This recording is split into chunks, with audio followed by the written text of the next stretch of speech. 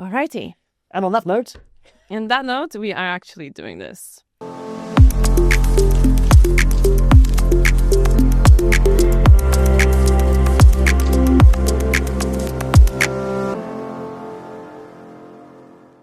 So welcome everyone to the first ever Nuema Dialogues as part of the Nuema Podcasts network as well. So this is a space not just for interviews, but it's rather a space for true conscious presence. And at Nuema, we're going to do things a little bit differently. We're not here just to rush into the resumes or job titles, but we really want to see who people are in their inner self and who they truly are. So instead, we're going to explore the inner world, the powerful space between what people do and who they truly are. So we're going to listen deeply for this. And today, I'm really honored to be joined by someone you may know as well through their work, but the inner world of this person you may not yet know, and you're going to find in a new way. And I'm really honored to be joined by Tim Allen. Hi there. Hello. Who is very acclaimed in stop motion animation and has an extraordinary body of work already.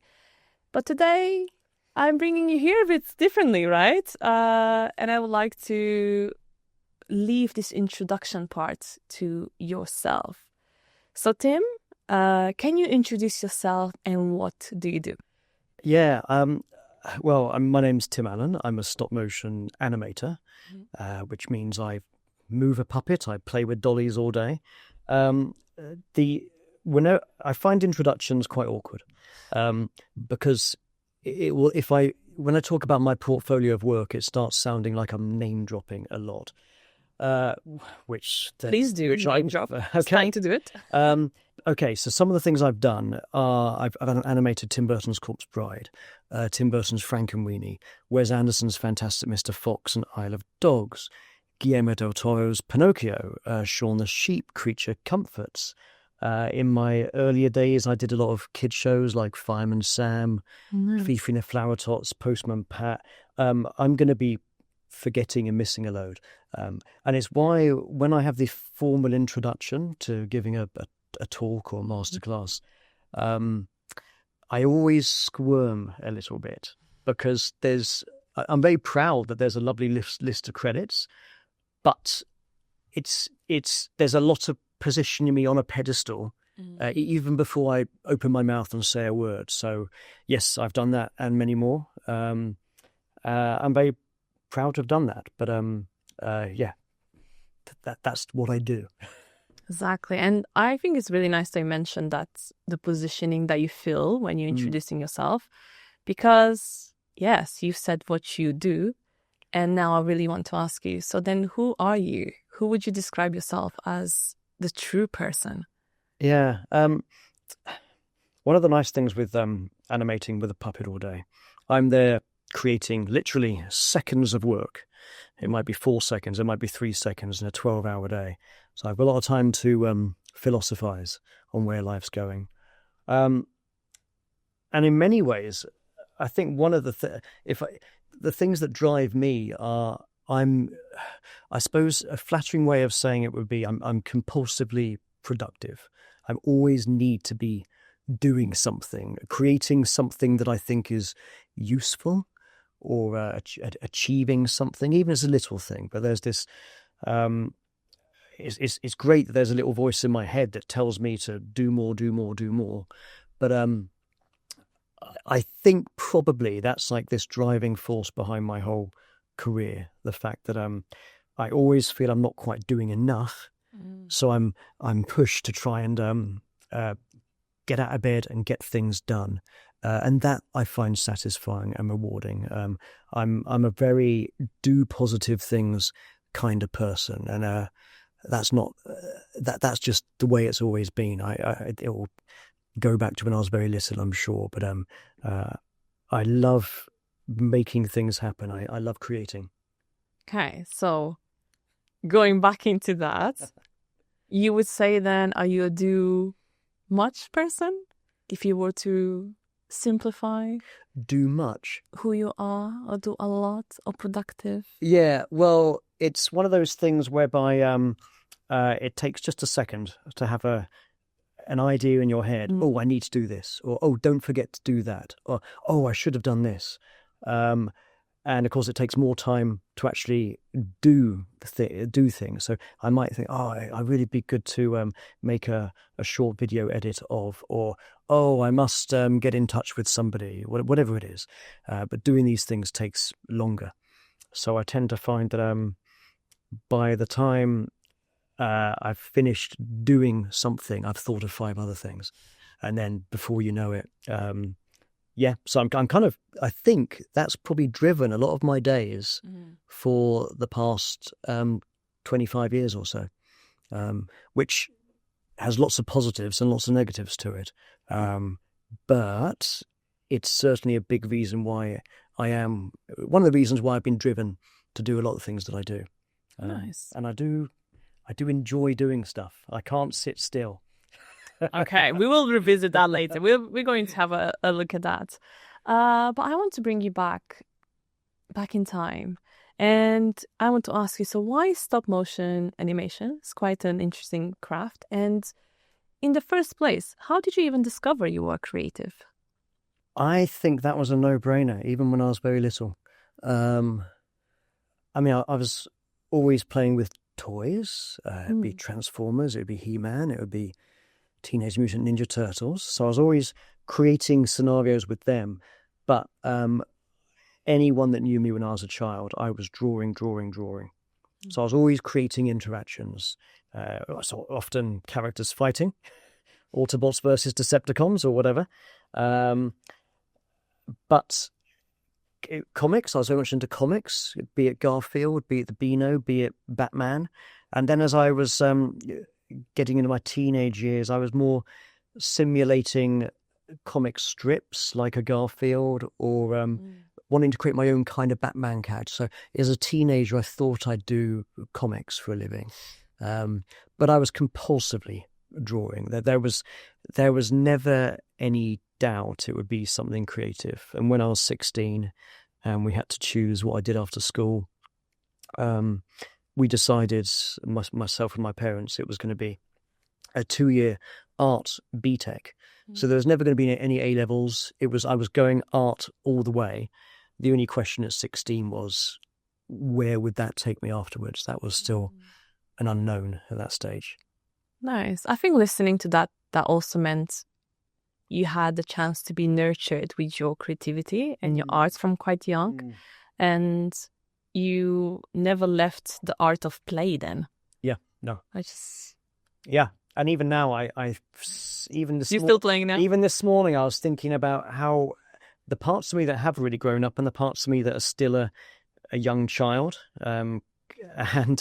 So I think that play part of me, absolutely. The imagination of creating characters and creating worlds, that hasn't gone in the slightest ever.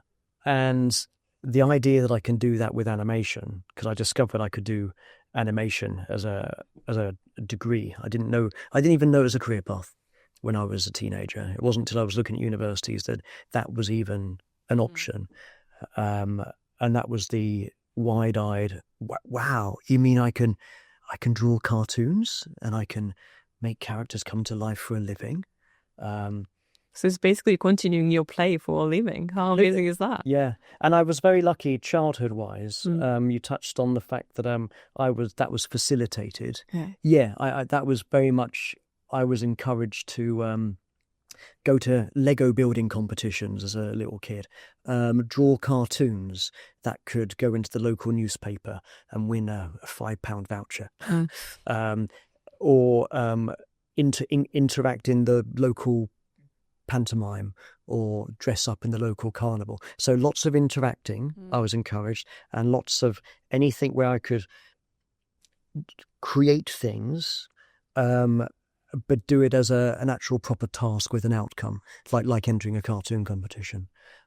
So I'm very aware that I was privileged from a childhood point of view because it was nurtured and it was encouraged, and it takes many years as an adult to realize that not everyone has that, to really appreciate that. Yeah, I think this is why it sparked in my brain, because I heard as well of the fact how many actually we lose our creativity so early on. Yeah. And as soon as we start school at 7, 8, 5, 80-90% stop being creative. Yeah. It's huge. It's a huge number, and creativity is such a great source. So I think actually even bringing this awareness, like you can still nurture your creativity until forever.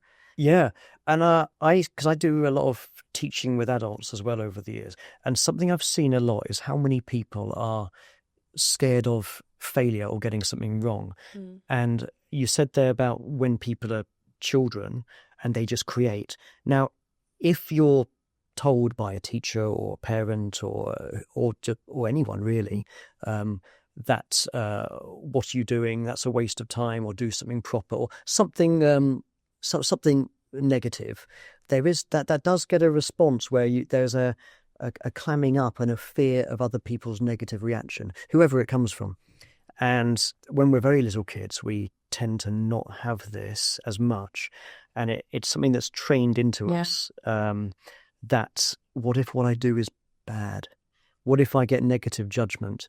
And it's something with teaching it. It's become one of the first things I have to focus on. The moment I notice someone is nervous of me thinking that their work is, well, they would use the word that maybe their work is wrong, or completely wrong. What were you thinking? Yeah. Yes.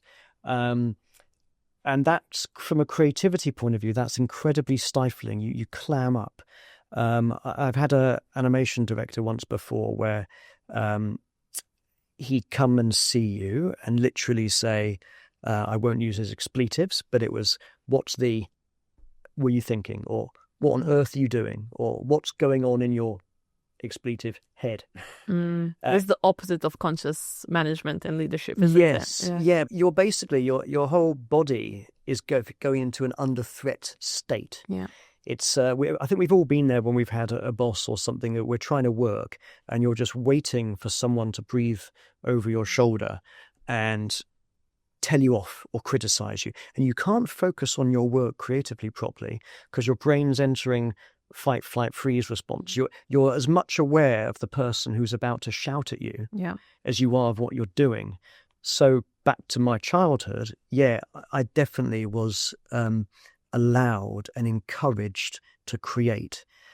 So I think, to me, creating has always been a playful, exciting place to be.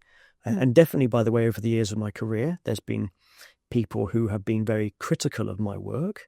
I've had a tutor once who destroyed me in front of my peer group of students because he didn't like my project. There's always one. Yeah. So I have had the very negative, critical feedback. I mean, that's life. You know, especially with me, I work for lots of different people and companies.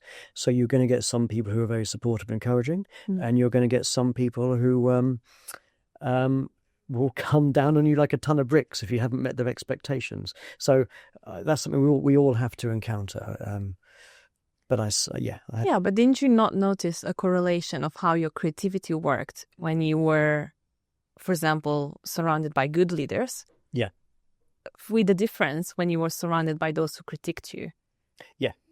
It probably, I imagine, would flow a lot easier when you were in a nurturing place to create. Completely. Yeah. And it's something that's very scientifically understood. If someone is, your brain literally is either under threat because someone's going to come down on you, or if you're nurtured and encouraged, you actually feel safe. That's the key word. You feel safe to get out there and play and try things out and make decisions on what you think's the best outcome. I mean, we will get both of these in life. So, and you can't retrain all bosses or team leaders because a lot of that's instinctive for them too. And it's cultural too, by the way, depending which country you're from. Some countries will err away from saying anything critical or negative, which isn't always helpful, because sometimes you do need to hear what isn't working. Other countries, it's a part of the culture, they'll be much harsher in the way they, much more confrontational in the way they critique things. And I've learned that partly from working in different countries. I think that's part of the rich tapestry of life, that you have to learn to interact with different approaches. That's very interesting. I think bringing it back to the craft, what do you do in stop animation? So what do you actually bring to the role? Yes. Okay. Luckily, I have a prop here. This is my. In Hello, water. I guess. Hello. This is glass. This character's. Is it half full or half empty? Oh dear. Right. Who's this question for?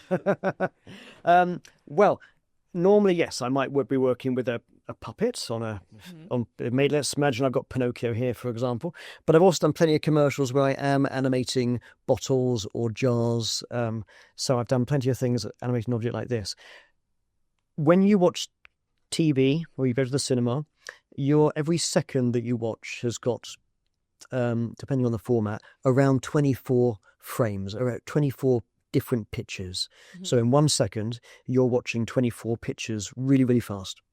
So my job is to take one picture of the glass here, I'll move it, take another picture, I'll move it, take another picture, move it, take another picture. I do that, say, 12 times, and you get a whopping half a second worth of productive TV or film to watch. So it's performance, but time-distorted performance. It's not like puppetry like the Muppets, but it's puppetry as in this thing never actually is moving, but I'm creating the illusion of movement. And yes, it takes a long time. Fantastic Mr. Fox, I think we were doing 3 seconds in a 10-hour day. Oh my gosh. Pinocchio, we were doing about 1.5 seconds in I think they were 8-hour days. And something like a Shaun the Sheep's about 6 seconds a day, Fireman Sam 10 seconds a day, depending on the amount of subtlety or detail. So that's the technical bit. Mm-hmm. I move things many, many times to give you seconds of finished footage. And the more satisfying creative part would be the performance end, which is making you believe this glass is coming to life, that it has energy, that it's sad or it's happy or it's young or it's old. That's the other side of giving it that bit extra. That's very nice. And oh my gosh, so many hours for just so few seconds. That takes a lot of patience, I guess, precision, a lot of workloads for, I guess, tight deadlines, knowing the creative industry, long hours. And the funny thing is, you said patience. That most people in their profession will say there's one question that they get asked at the first. Like if somebody works on the news doing the breakfast slot, everyone says, "What time of the morning do you get up?" Yeah. And the question we all get asked is, "You must be so patient." Are you? No. I mean, I mentioned at the start that I'm compulsively productive. I need to get things done. I mean, you do have to move things every second, so maybe in a way it's good. Yeah, well, sometimes it's painfully slow because I remember on Pinocchio, I was animating Carlo, Geppetto's son, and he's got 2 eyeballs and you can move each eye with a pin. And I get this eye in the right place, but this eye would just move much more. You don't want one eye moving more than the other one. And by the time I've got this eye back into position, the eyelid has slipped into the back of the face.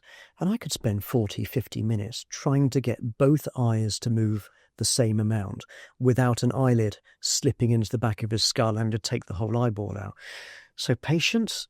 Sometimes I'm there with my head in my hands, just wanting the damn thing to stay in position.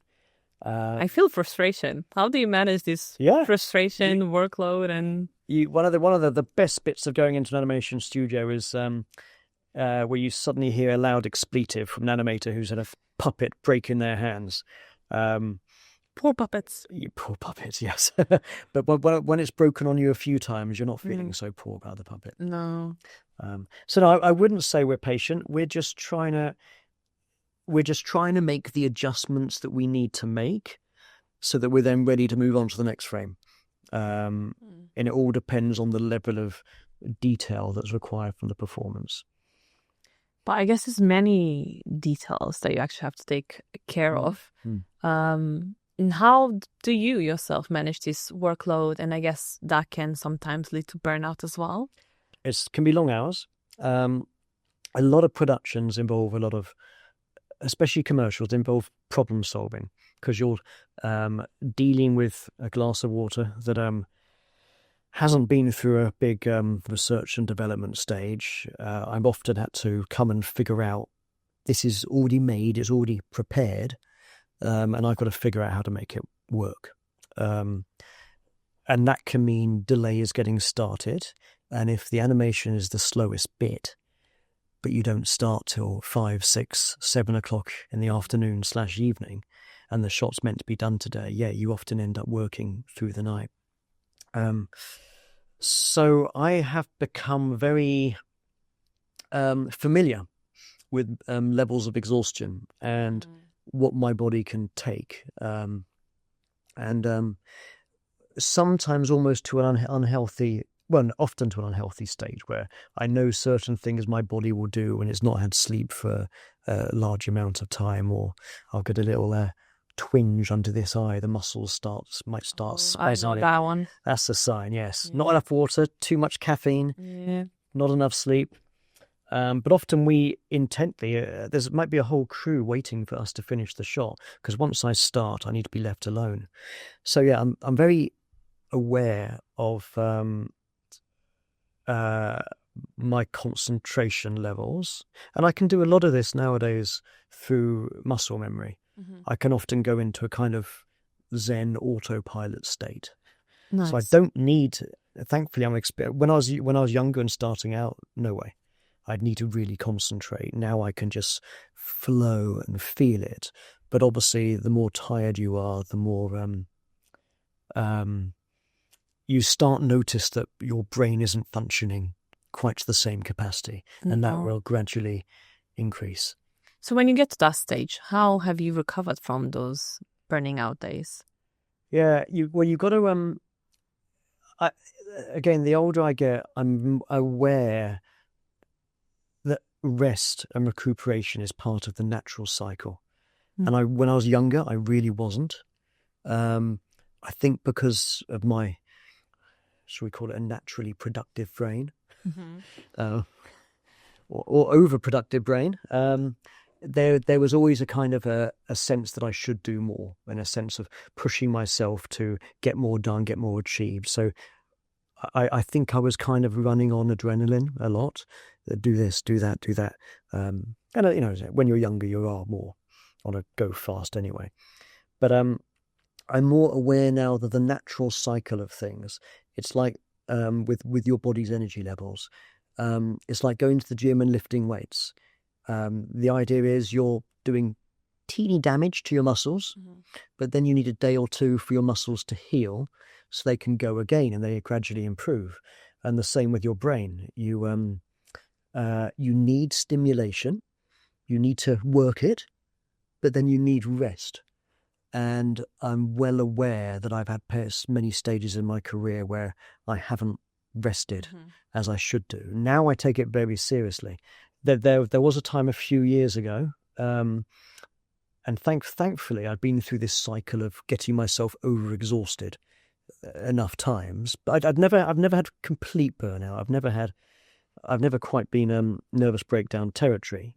But I remember I was I won't say which production it was. That's not fair. And it wasn't the production's fault, actually. It was more I was getting up very early in the morning to travel there. I was doing an 8-10 hour day. Then I was mentoring in the evenings via Zoom, using my one spare evening to try and work out. I wasn't getting the respite. And I noticed, I remember I went to get a cup of coffee, which is often a good excuse to leave my unit and leave my puppet, because I'm in there with the puppet all day. So one of the little treats in the day is to go and get a coffee or go to the toilet. It's good to get out. So you've done those often, which is caffeinated too much, But that's keeping my system regular. And I went to get a cup of coffee, and I realised I got all the way to the kitchen, and what did I have? I had I got my cup and I got the milk, but I'd forgotten the coffee. I'd left it in my unit where I was animating, so I went all the way back to get it, made the coffee, had a moment of thinking, wow, I forgot what I'm doing. And then I got back to my unit and I had the coffee, but I still had the milk in my hand. Oh, God, I've got to go back and put it in the fridge. And then someone came in to check how my shot was going, because I guess it's going slower than they'd like it to. We are under pressure to work at a certain speed because the studio has to keep productive. And I was really agitated and emotional and even almost close to just moments of just wanting to lash out at someone / burst into tears. Mm-hmm. And I was walking home that night. I thought, you know what? I recognise what these symptoms are. I'm close to. I think this is nervous breakdown territory. And I looked up on Google, and out of 10, I had 7 out of 10 symptoms. And it was cool that I'd spotted it. Yeah, it's very good awareness of yourself in a way as well. I'm very, if that had been me 20 years earlier, it wouldn't have been the case. I actually had a chat with a friend of mine who had a proper, he'd been under a very stressful environment for a while, and he had a breakdown, and took him many, many months to recover. And I actually went to see him that next morning just to compare notes on symptoms. Yeah. Because all this is, going back to my idea of working your muscles and then resting your muscles, well, your brain needs stimulation, your brain needs to be used, but I think most of us can relate to being under stress for a prolonged period of time, and that's where you are tense for a long time and you're not getting that rest. And I was just aware, I've just been on the go too long. I literally just need to prioritize, schedule rest. Mm-hmm. I need recovery time. And so I'd caught it just in time, and I literally made a point that I would have whatever sessions a week where I did anything that was completely restful or just tried to do nothing, just to slowly ease myself out of overload. So I'm very happy I had the awareness. If I'd been younger, no way. Yeah, I think it's nice to speak of this awareness, but it's definitely not just you. It's a really big issue nowadays, is burnouts as well in all kinds of industries, and so many people. And I think especially driven by this hustle culture that we have. And then, yes, you take the time, let's take a time to rest. But then many of us might deal with something else, which is the guilt of resting. Yeah. Have you felt that yourself? And what about this voice in your head? How do you deal with those things? Yeah, completely. Well, with burnout or struggling to cope, struggling to keep up with it, there is that association that I'm failing or I'm not enough, especially when maybe your employer doesn't have the time or the resources to be able to help you, and somehow you need to get it done. Or even the guilt that maybe you don't work harder, work smarter. And all these things that people will say to try and suggest that you could use the time and resources you've got better. But that's back to a bit like the... It still becomes a you problem. Exactly. It's still guilting you, like, oh, why aren't you working smarter? Exactly. It's your fault. Exactly. Even if you've raised something earlier, for example, and the moment I see on production that we have a problem, as in we're not going to be able to get something done because of, or now this has created a lot more workload than we'd initially expected. I'm very attuned to raising it very quickly, as in if there's a problem getting things done, let's raise it and discuss our options and see what we can do. But then I've worked for so many different companies and producers, team managers, and some people obviously are more practical for solving these things than others. I've had plenty of situations where it is this is a quote, that can't be a problem, and you have to make it not a problem. Thanks for the solution. Thanks. Yeah. And I'd normally come up with 3 solutions. I have here's a quick fix, but it's going to be slower long term. Here's a slightly slower fix now, but then everything will run like clockwork after that, much better, and something in between. So I'm very used to discussing these kind of how do we get this done conversations. But back to the guilt. Yes, that feeling of you could do more, or I could do more, or if I thought smarter, there'd be a way I could fix it. I've learned I'm particularly vulnerable to that. And back to what I was saying earlier about little voices in my head saying I should do more, because I'm already thinking along those lines. I'm actually probably quite worn out. You're already an overachiever and you're still telling yourself that you should do more. That's the reality of yes. things. Well, and this is where your strengths become your weaknesses. So and this comes back to what drives you, or drives me, sorry. And I think it is a sense of guilt or a sense of being not enough. And but therefore, if I achieve this task, then I'll feel more satisfied, or I'll feel, yes, I've done something. And in many ways, it's how dopamine works. Dopamine is there we have this goal or this vision. Oh, I have an idea. That would be great if ... And that's the start of the driving force to then head towards it. But that's the thing. You need to be dissatisfied to then be driven to fulfill what you think is going to satisfy you. It's a process. It's how our brains work, and it's how humans have continued to develop and advance. Some of us are more advanced than others. Well, yeah, we're trying here. We're trying. But here's the sad thing. It does need, its source needs to come from dissatisfaction. So we can't be perpetually satisfied or happy. This is a cyclical thing. And I'm more aware of this and comfortable with that. But equally, I have to, when the little voice in my head starts saying, you need to get out of bed and get this thing done, or Tim, you spent 3 hours doing that and you haven't been able to do this and that and the other thing, that my to-do list keeps growing, no matter how much I work. And I've learned, that the little voice in your head is something that's trained into you when you're a child. And it is just your brain habitually repeating the same pattern.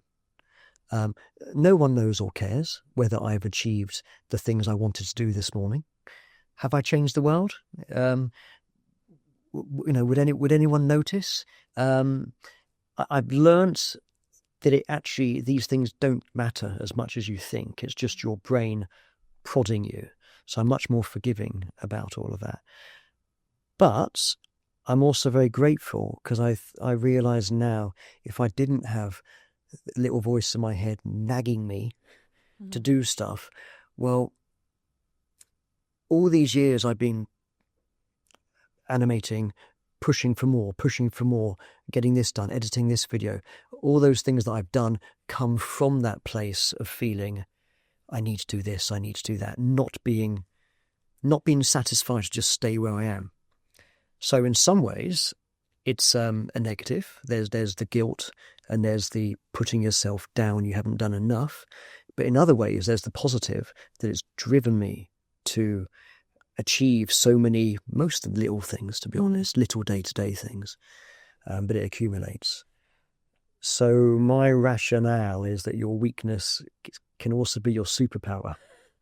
That's true. I've learned to try and celebrate it for the good bits, and not take it seriously in terms of the negative end of feeling should have done this, should have done that. I've learned to laugh at it more now, because the little voice is doing that again.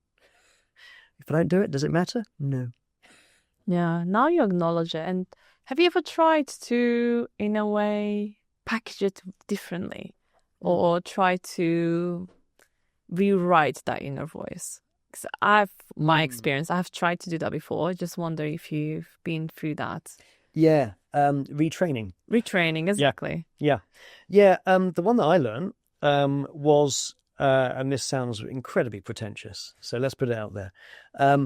Rather than you're not enough, you should do this, or should do that. But by the way, should is a word that should be banned. Yeah, So definitely. no What do you good. use instead? Do you use like get to do It would be this? great if, Oh, or great if. you know what would be wonderful? Make it into a positive, because should comes with the you've done something wrong, or you haven't done something Or well enough. expectations. Yeah, like in the same way that the word wrong has that negative connotation that triggers your fight, flight, freeze, your under threat thing. So if should is meant to be motivational, it does the opposite. It negates. So on my tick list of ways to fix the world, we're going to ban the word should. Perfect. Back to retraining.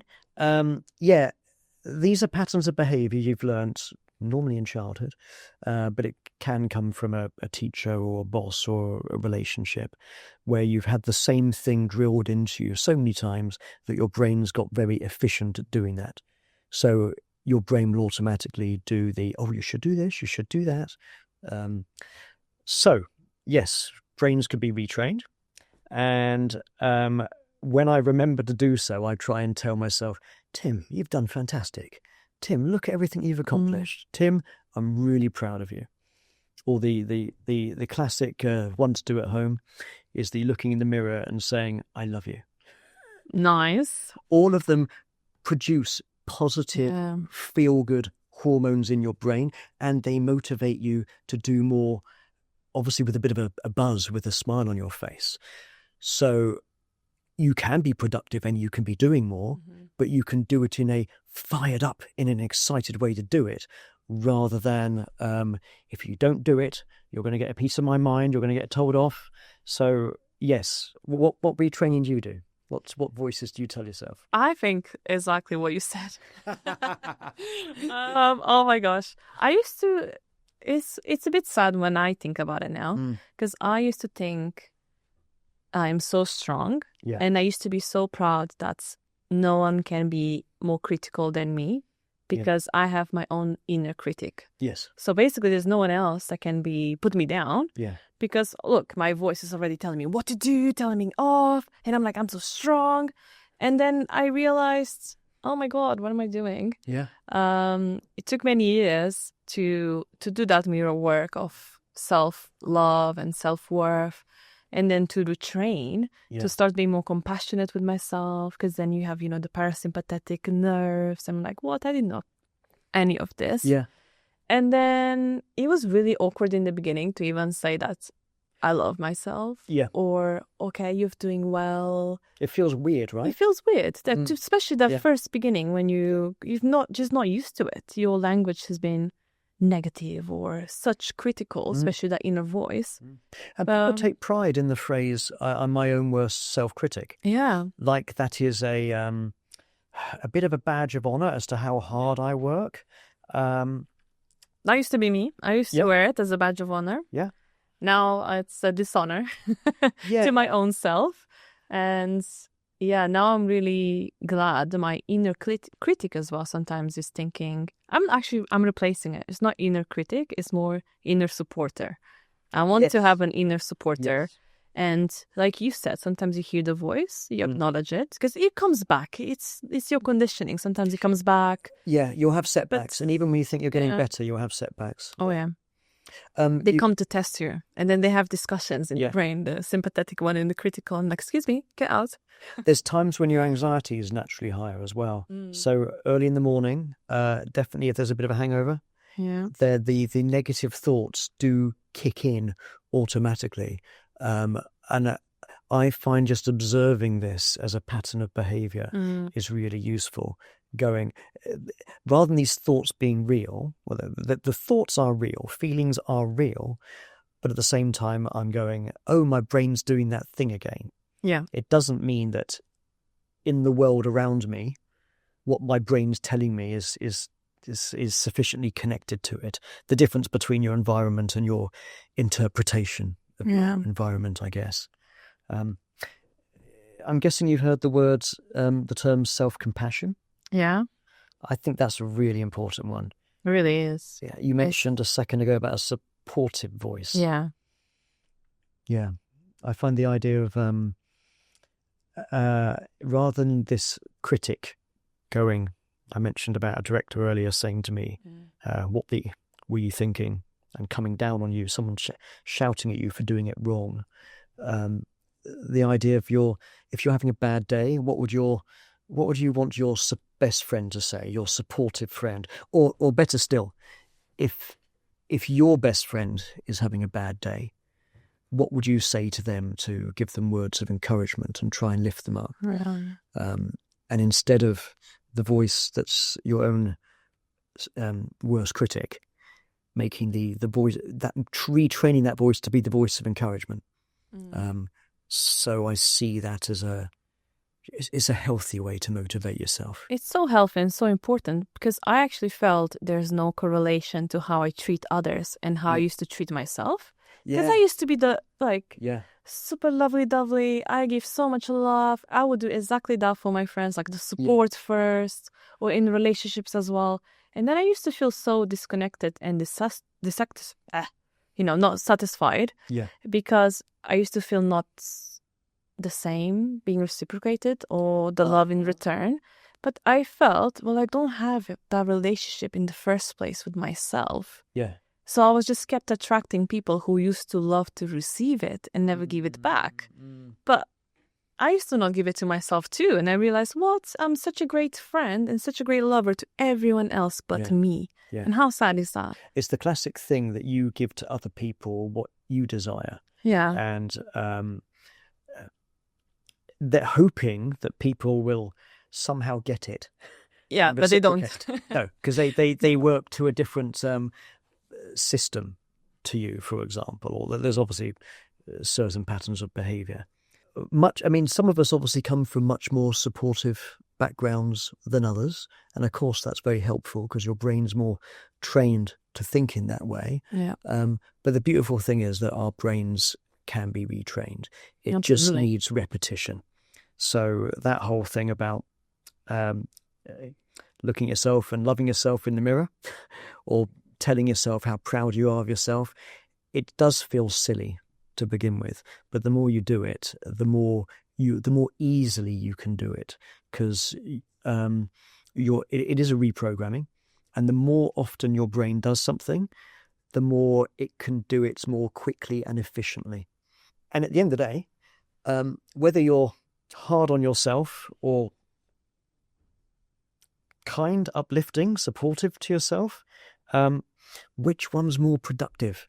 It's much more productive if someone there is giving you a boost and motivating you that I believe in you, you can do this, you've got this. You're going to work with more gusto and you're going to achieve more. So to me, that's the be all and end all. If I want to be a more productive, efficient person creating better results, well, that's a better technique.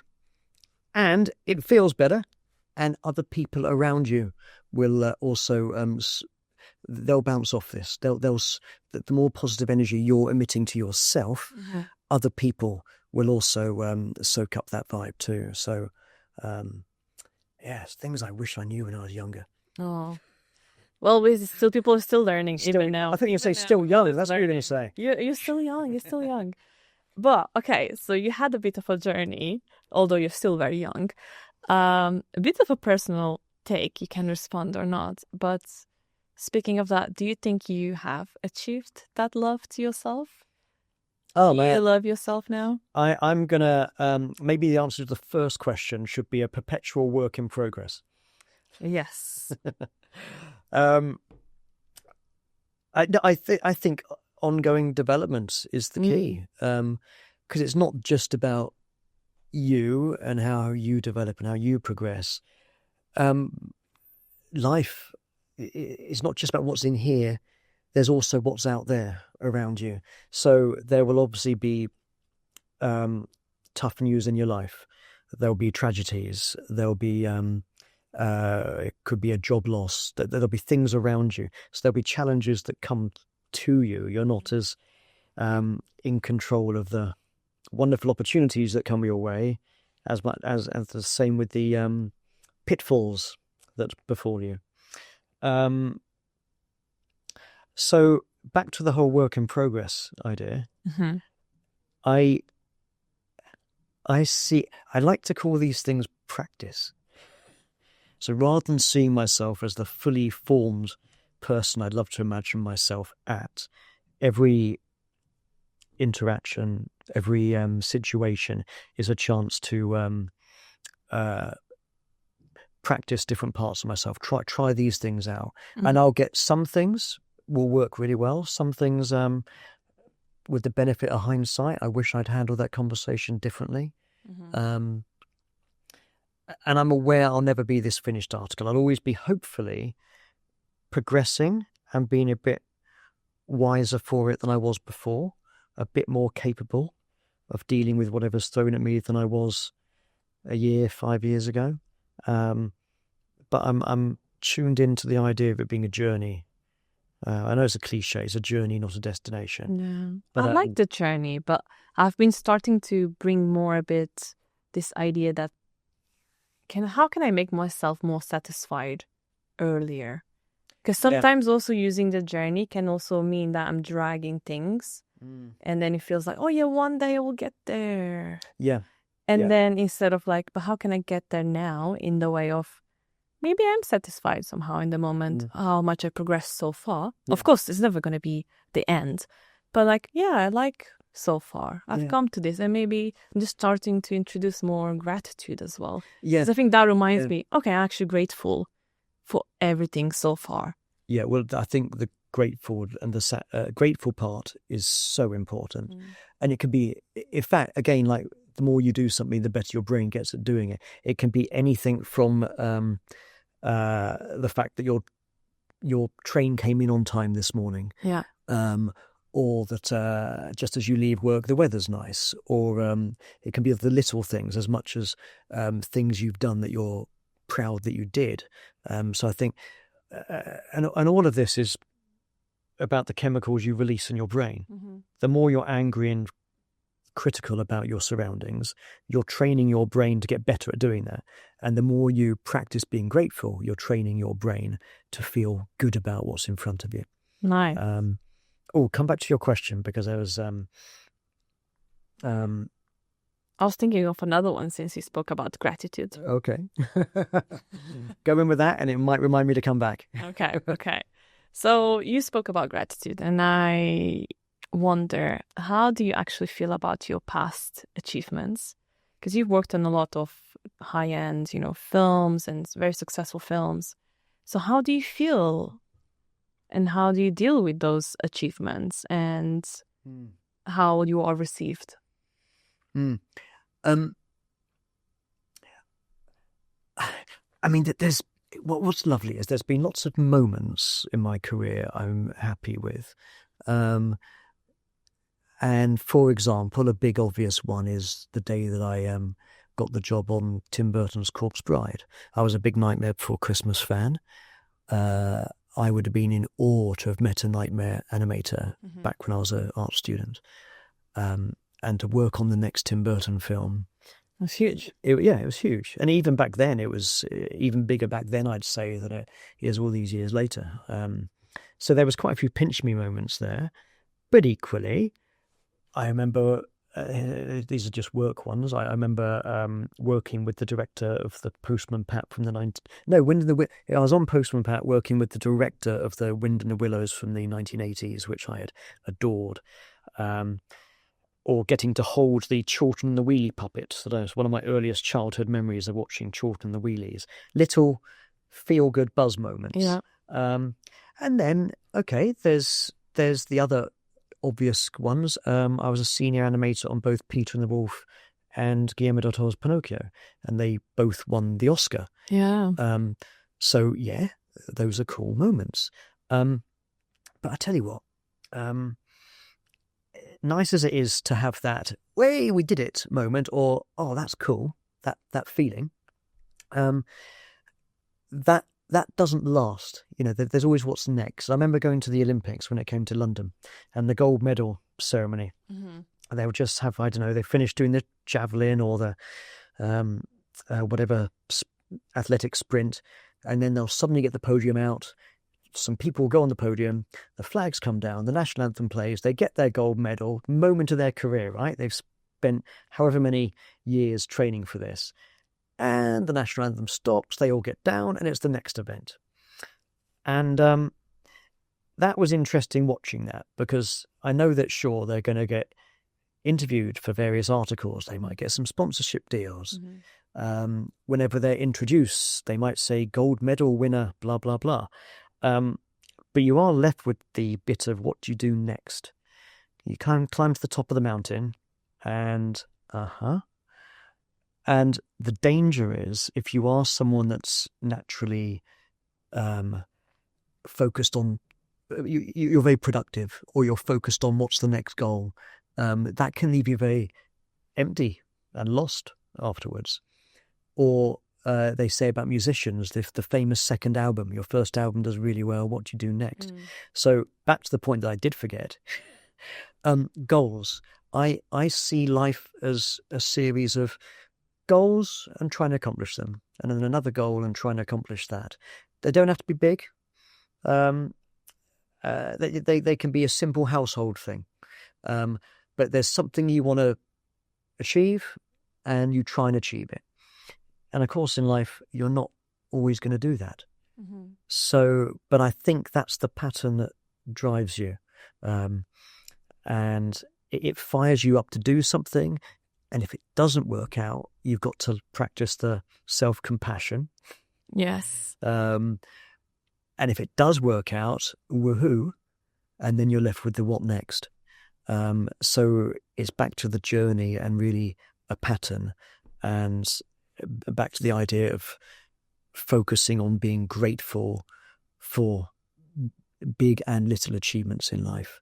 And believe me, I've had a career where there's been just as many failures that I don't get celebrated for as there are kind of obvious positive milestones or career successes. I've learned not to take these things quite so seriously. I think other people take your successes more seriously maybe than, well, certainly than I do. But I would say all successes will be good, including the small ones. Exactly. To celebrate them. And who knows better than you do? Yeah, I got out of bed early and I washed the dishes before 8 a.m. There you go. Woohoo. Better than many. Yes. Yeah. And something else, this is also a personality thing. I am naturally more down the imposter syndrome end of the spectrum. Yeah. I feel it. I feel like it's coming through in a way. Well, which isn't always a good thing either. Yeah. But I'm definitely not down the narcissistic, oh, I've done this, that, and the other, look at me. And I remember when I first started giving talks at universities and festivals, it was not long after Corpse Bride, I was invited to give some talks about my career leading up to doing that. And it was the first time I had a lot of people coming up to me at the end of the talk saying, oh my God, I love your work. And it took me quite a while to be able to deal with that. My natural reaction was to negate myself and thank them, but quickly point out my flaws. Yeah. And then the process over time, I recognize, look, Tim, that you can see in people's eyes, they're genuinely happy to have heard from you, and they did enjoy your talk, and they wanted to share that you've made them enthusiastic. And I learned that actually saying a thank you, just thanking them for their enthusiasm, or I could even ask them, what did you enjoy? Yeah. And if they're fired up and excited, they'd often then start talking about the thing they were enthusiastic about.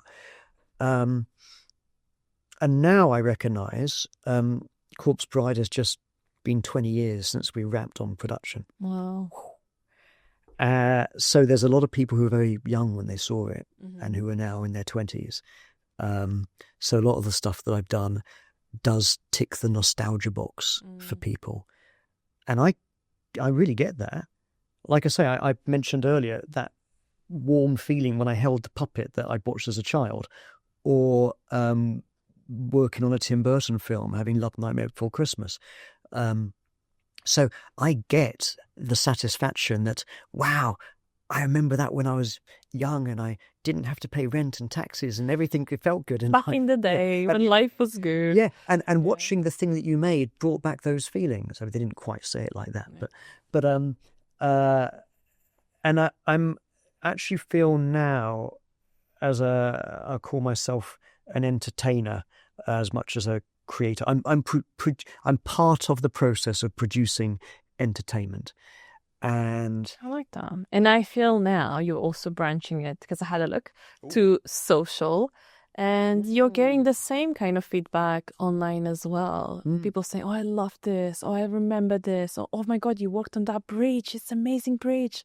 You know? So how do you feel about your relationship actually with the public and your personal brand?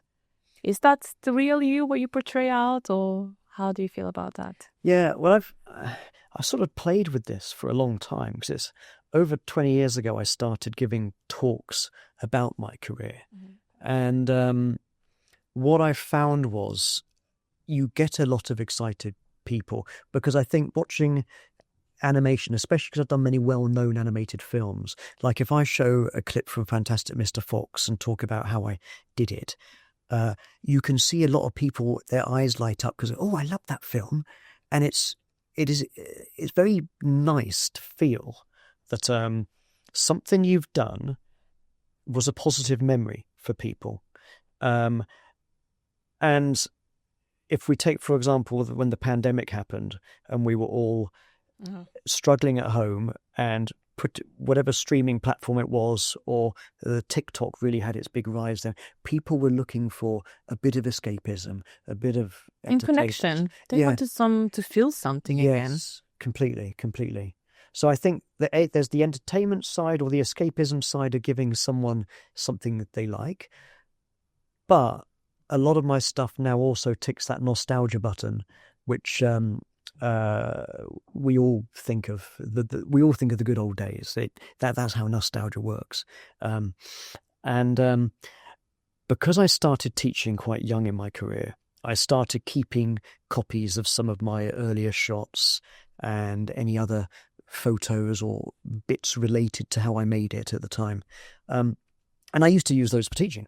And back to the social media, turns out I've got this archive of most productions I've worked on, whether it's just the shots or some photos, and to be able to go, oh, well, that shot that I did, I've also got some photos of me on set doing it. Or maybe I've got an animation test with the green screen background and the rig, so you can show all the work that went into it before we painted the blue screen out.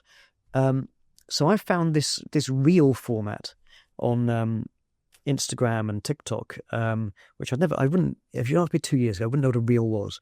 But the idea that I can put these bits together to show a bit of a behind the scenes and the finished shot. And then that seems to if that gets a positive buzz from people, I'm not addicted to how many Facebook likes I get, but it is obviously there is a dopamine rush for seeing the views going up. I definitely give it that.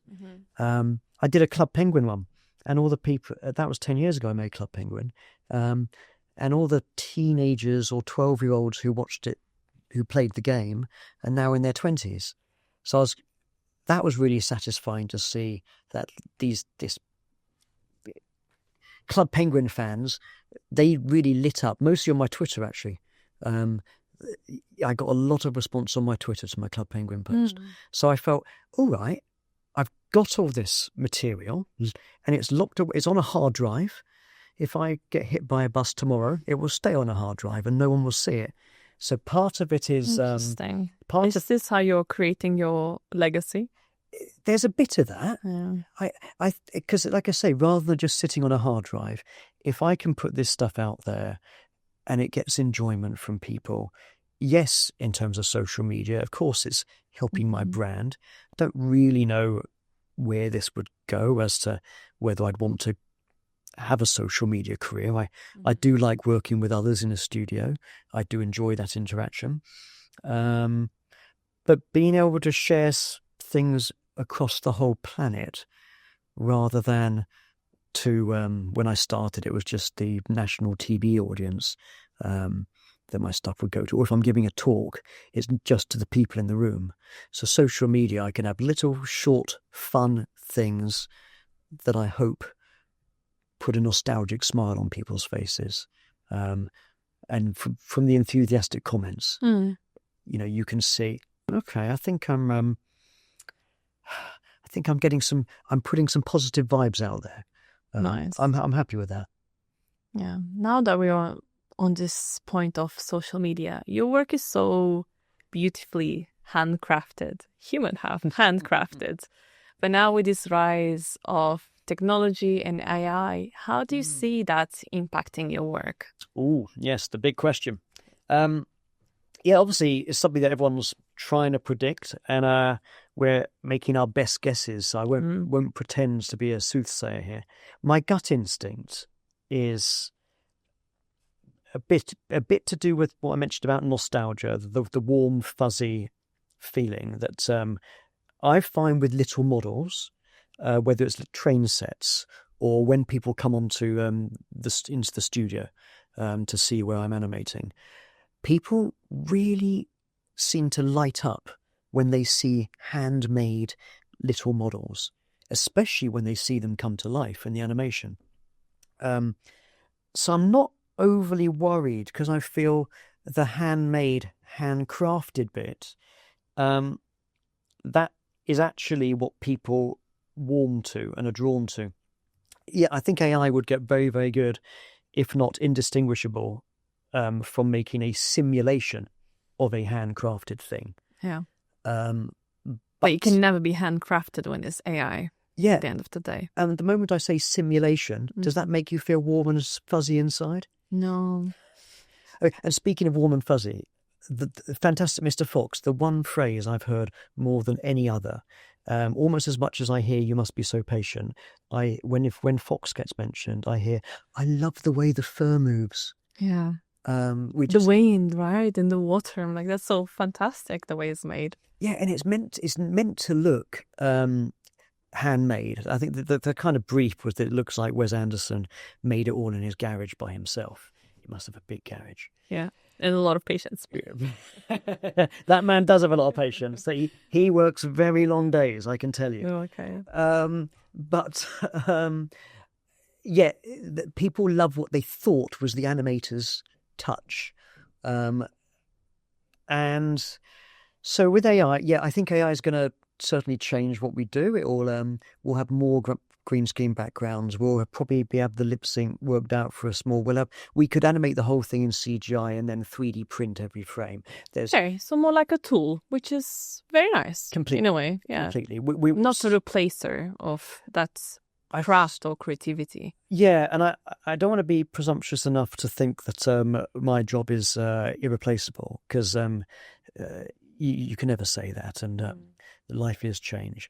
But I mean, something I do that AI can study all the stop motion footage out there, and it can do it in seconds, of course, and then it can create a simulation of whatever style. A lot of what I do is how I hold something and apply pressure, maybe like teaching a robot arm to hold an egg, for example, but how I hold puppets and the direction I apply pressure. I do it automatically as a muscle memory thing these days. I don't know how, if you were going to get AI robot hands to move puppets around, I'd struggle to see how that would practically work. Could it do a simulation that looks like Fantastic Mr. Fox? Absolutely. Does the audience connect with the same way? Yeah, that's a good word. It's a good word. I mean, a better question is probably, would the audience tell the difference or care? And I think that's the bit where we would be in danger. And to be honest, I think the cruder and the more handcrafted something looks, probably that would be even more valued moving forward. I think the more stop motion tries to be really slick and perfect, I think the way things are going, if you become indistinguishable from computer animation because your stop motion is so slick, I think you'd have more of a struggle surviving in this new era. I think we're probably going to go down the handcrafted route more. Are you future-proofing yourself in any way? Goodness. This is why I'm enjoying playing with social media a bit more. My new website's being made at the moment, so looking at which avenues I pursue there. Some of it with mentoring. I've always enjoyed mentoring. I've never had a stable job. Welcome to the creative life. Yes. So I'm very, very used to every job I do being for a limited period of time, and then I move on to do the next gig. Sometimes it could be a day, sometimes it could be a year.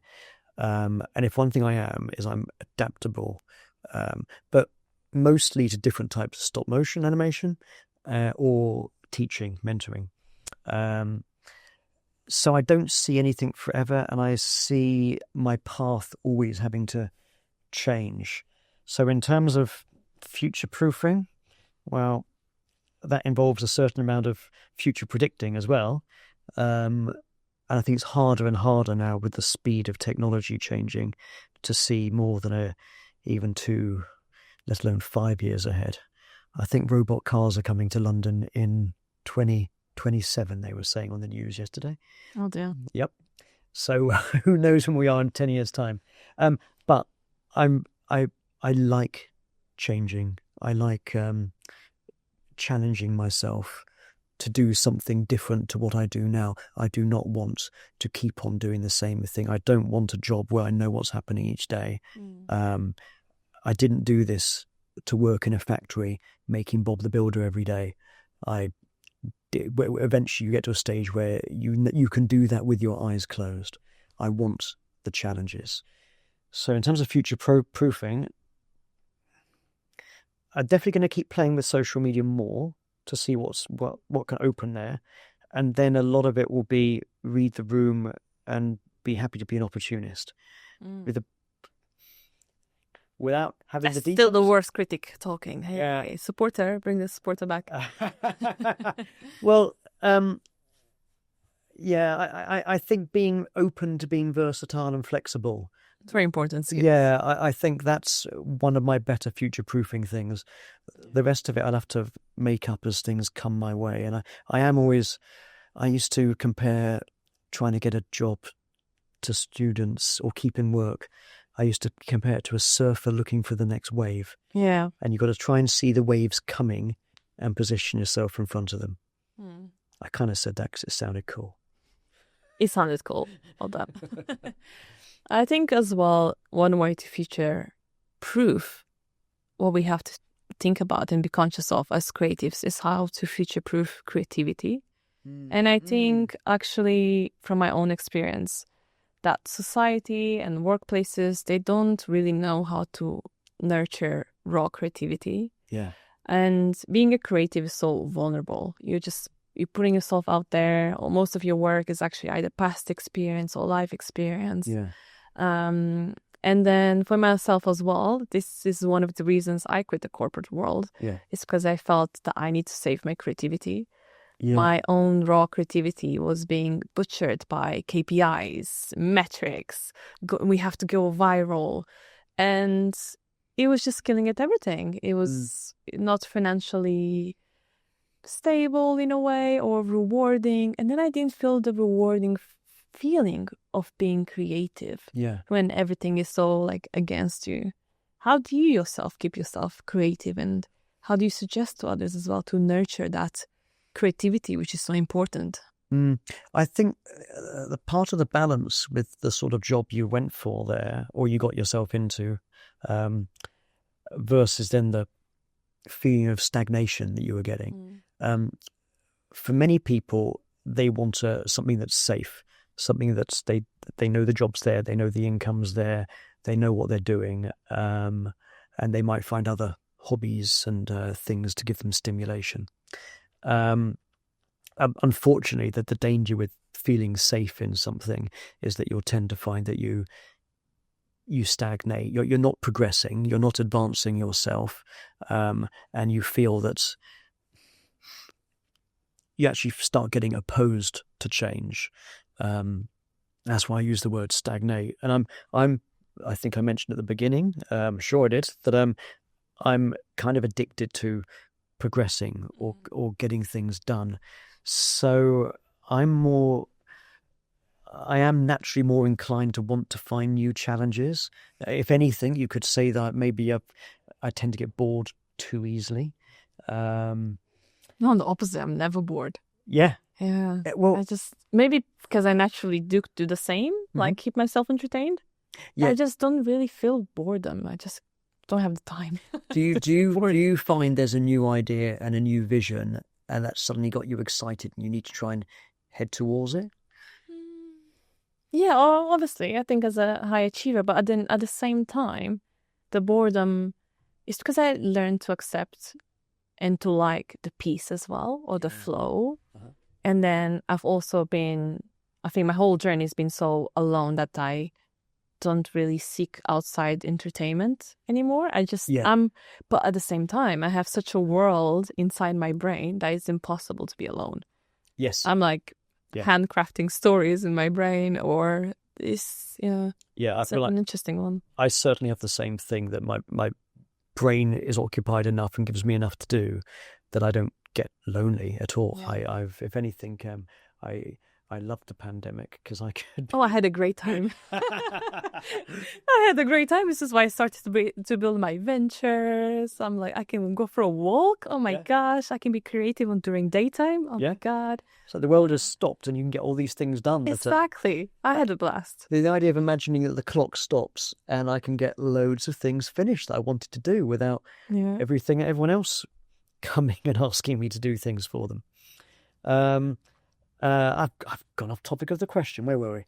So how do you keep yourself creative? Or how would you, I guess maybe in even a simple sentence, how would you recommend to others to nurture creativity? Because like I said, many workplaces they apply too many pressures, too many KPIs, too many ways to measure, or in a way butcher your creative work, that at the end of the day, it doesn't become creative anymore. Yeah. And then of course it's not performing because it's not raw creativity. It's just sample of what it could be. Well, first of all, I'm always looking for a challenge. So basically, rather than the idea of being scared of getting something wrong or feeling that, I'm not sure how to do that, and feeling wary about it, I've learnt that especially as I've got better as an animator, I'm looking for something that I'm not sure how to do. I'm looking for the thing whereby, I don't know quite how we'll do that, but we'll figure it out. And that's become actually an interesting, exciting place. When I was younger, and I would be very nervous of getting things wrong or failing or negative judgments, that whole thing again. So that would have counteracted what I'm saying now. I remember when I started animation, I was terrified that I was there, and I was terrified that people realised that I didn't really know what I was doing. Oh, we all know that. Figure me out. Any new role, any new change, you would have that feeling, right? Completely. And now I'm very open about, I'm comfortable with this bit, but I'm not sure how to do that. And if there's someone in the room I can ask, because they know that more than I do, great, because I've learned something new. Yeah. And the same with taking on something where I'm not sure how to do it, then that's a challenge to figure out, and that will be satisfying, and I will have learned a new thing which I can add to my toolbox of knowledge maybe later down the road. So to answer your question about keeping the creativity alive, look for new challenges. Don't be happy to just sit where you are. Be excited to find something you can get your teeth into, because that's how you progress. Nice. Yeah. And if you're not progressing, you're sitting still and possibly even moving backward. I like that. Here at Noema, we like to connect the dots a bit differently. So for those maybe outside this creative field, how would you say, or what can, in a way, stop motion animation teach others? It can be the craft itself. I mean, to me, people have said to me for most of my life, oh, you're so creative. Mm. I even get the silly one about, oh, you're so talented, but that's almost another subject. But the whole "you're so creative" thing, it's not like some magical gift that's been bestowed. At the end of the day, it's just about, what are we trying to do? What resources do we have to do it with? And how much time do we have? Those are the main elements. Now, in my world, I'm a storyteller.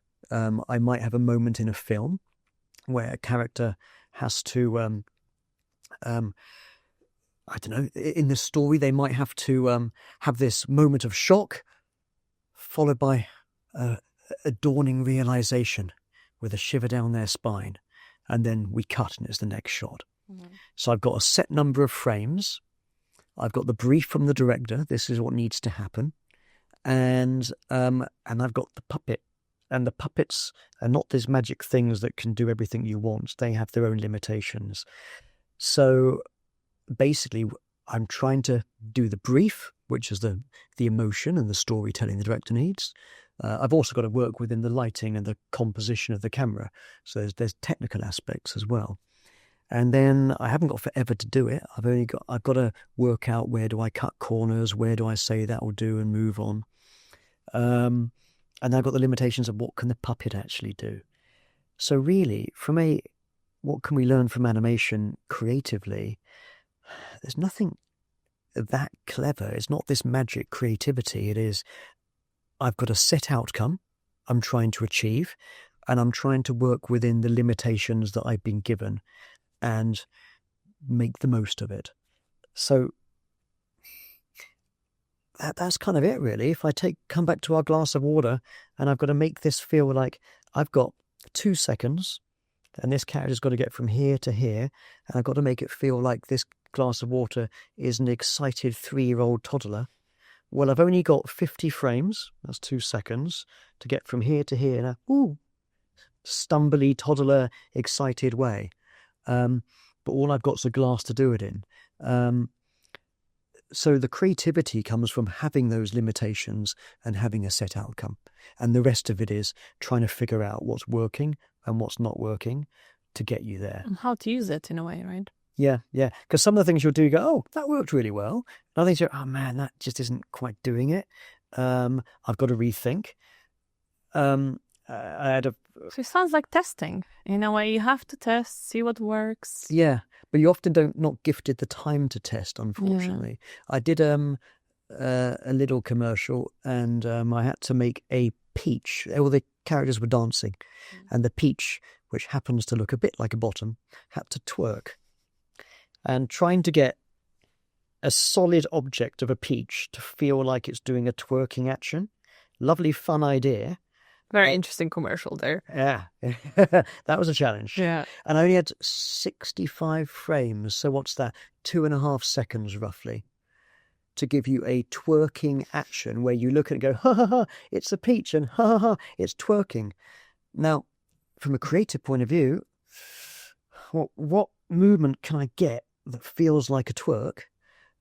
But at the same time, if I didn't get it to feel right, the gag's lost. Mm-hmm. And it's a commercial, the times are really short. I either have to get it or not, and I couldn't get it right first time. I almost messed it up, very close. So in terms of lessons to be learned, we have a clear outcome, and we have limitations, what we're working with and the amount of time we have. And the rest of it we try and figure out. So it's not this magic creativity. That's my formula. Nice. And to end in a way, in a positive note or advice note, what advice would you give to younger creatives? I think that's pretty easy. It's not, but not for them. Yeah, well, it's the same problem we all have. When I was around 18 years old, and I was looking at, I've got to choose a degree, and then I hopefully will have a career path at the end of that. One of the few wise thoughts I had at 18 years old was, if I've got 40, 50 years of career in front of me, I want to try and do something that I'm going to enjoy, at least try to find something. That could always be a path. And many years later, I was out for drinks with a friend of mine from university who was by now a animation supervisor at DreamWorks. And we were out for drinks, and he said to me, because he was been working on big name films, but he'd been working long hours and not enough family time. And he said to me, Tim, you've got to be very careful not to let the thing that you love become the thing you hate. Oh, yeah. And I certainly was one of those that was getting consumed by it. And you clearly work very hard as well. Oh, was that a critic? Yes, it's true. I do. I had that challenge as well when I still had to fall in love back with creativity. Yeah. And I think I touched upon it, but it wasn't very much my own fault. But I think because it's so segmented into boxes in different industries that I felt it's just making me work differently. It's like it's not creative anymore. I'm just performing. And creativity is so much of giving and giving and giving. Yeah. Again, back to the same, we're just giving. That at some point I'm like, oh, I just don't like this anymore. Yeah. I'm like, what am I doing? I just don't want to do this anymore. Completely. Yeah, so I had to just completely fall in love back into it and accept that some things are the way they are. Or just remove myself from the environment. I completely removed myself from the environment, which is a bit drastic. And not everyone can do that. It's also brave because I think most of us, if not all of us, at some stage in our lives will find, I'm not enjoying my job, or this isn't working for me anymore, or I want to make a change. The what next is obviously the trickier question. But I think change is the kind of magic word. Our life is a journey. Your career isn't going to start here and go to there. It's going to meander. Some of it will be an opportunity that landed on your lap. Sometimes it will be a bit of a disaster that befell you or a loved one.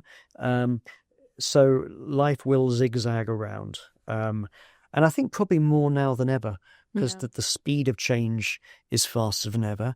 Job security is much less than it used to be. But as I mentioned earlier, I don't think having a safe job is the be-all and end-all anyway, because then you can feel you're standing still. So my advice really for younger people is to embrace change, because change is coming all the time, whether you like it or not, especially with technology. If you're looking at a 40, 50-year career, technology is going to be so different when you're getting to retirement to when you're graduating. And I think if you can try and be interested at the very least, or even better, excited by change, you're in a good place to be able to change direction when where you're at isn't working. And change doesn't have to be scary. Change can be something that's fresh and exciting. So trying to get more into that mindset is that's the sort of thing I'd suggest for someone starting out. Nice. There's practical things about contacting companies and how to get your brand out there. You want this advice? I think when we're looking at, for someone young starting their flying the nest, it's got to be more philosophical advice. We haven't got the benefit of hindsight for the rest of it. Yeah. And I would add to that, actually, just nurture your creativity, because I feel creatives are more naturally drawn to change and change. Yeah. For example, I myself, I cannot stay somewhere stagnant. That would be the killer of my creativity, or just what are we doing here?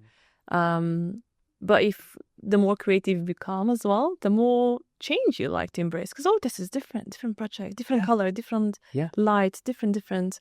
You're just learning more, and I think that's the curiosity. Like all these soft skills are actually so important, like creativity, curiosity, adaptability. Curiosity is a great word, completely, because that's back to the idea of not being satisfied with where you're at. It's going, oh, that's interesting. Yeah. But the idea again of seeking new challenges or being excited by new challenges, you don't have to be a creative to be that. I think that's a fundamental life skill to keep yourself alive and engaged, being interested in change, seeking new challenges. It will keep your brain going as well. So that helps this keep going longer too. True. And we've only got one of these lives. It makes it more fun and hopefully rewarding. If you're chasing new challenges, you'll get times that it doesn't work out, but you've learned from that, and you'll be getting more rewards along the way. And to me, seeking challenges, embracing change, that there's going to be progression in your life. I think the one word that probably is the most addictive one to me is I want to be a bit more than I was before. So keep looking for new and you'll keep progressing. That might mean lots of different directions, by the way. You never know. But you're not meant to predict where it goes. Yeah. You're just enjoying that journey. Yeah. So that would be my advice to younger people. Embrace change and seek challenges. Nice. Thank you so much. And thank you so much for opening up your inner world, I guess, to me as well. And I hope, in a way, we can see you in a different light. Do you feel like this has been, in a way, a different kind of questioning? Yeah. I've something I'm very grateful, because animation, you're in a dark room with a dolly. It's very introverted. It's still a dark room, but hopefully a bit a bit more shiny from the inside. I'm used to the lack of sunlight. Yeah, so, you're used to it. Yeah. But I think it's from a very introverted job that I generally have. It's the interactions with people. That's where I learn about myself. So thank you. It's been it's been good to explore. Nice. Thank you so much. And for everyone else as well who will like to keep in touch with Tim Allen, especially online, seeing all these amazing videos you're creating, you can have a look at his socials. So thank you so much Tim for coming. Allen Animation. That's the one. Thank you. Thank you. There you go.